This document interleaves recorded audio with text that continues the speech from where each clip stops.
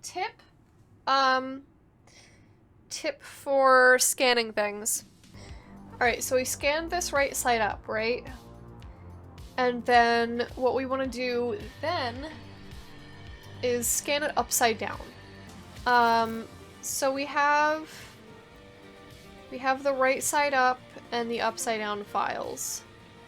We want to drag them both into our image editing program. It doesn't matter what kind of program you use for this. I use Affinity Photo. Alright, we take our upside down one, and then we paste it on top of the right side up one. And then we turn it right side up. And you're like, why do we do that? You can see the bumps in the paper here. On the upside down one, they face in one direction, and on the right side up one, they face in a different direction. If I like draw kind of the curve of the bump, they go like this, right? But on the right side up one, they kind of go like this. And that's because the scanner, you have the paper, right? And then the scanner light does this, which is why all those bumps show up. So scanning it both upside down and right side up makes the bumps face both ways. And then we take this one and we turn it to 50% opacity. And then we have the fun job of aligning them, which can take a little bit of finessing sometimes. So what I like to do is I find a corner and I line up that corner exactly. Actually, here's a good one. This little speck of dust right here, I'm gonna line up this speck of dust, and then I take the origin, which is this like crosshair thing, I put that on the speck of dust that I just aligned.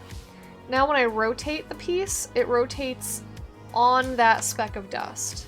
So now I go to the opposite corner, and I align it based on that speck of dust. It might take a little bit of finessing, but you can see that we went from this is a very bumpy piece of paper to a relatively smooth piece of paper. It's not perfect, but it is much, much better.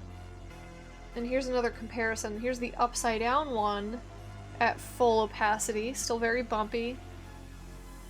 And with the upside down one at 50% above the normal one, we have a not completely but relatively smooth piece of paper.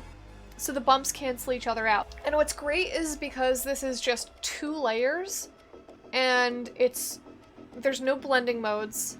It's just one full opacity layer, and then on top of that, the upside down 50% opacity layer. You can do this in pretty much any image editing program. You can do this in Photoshop. The only thing you can't do this in is like Microsoft Paint, because that doesn't have layers. But if your program has layers, like GIMP or I think Krita,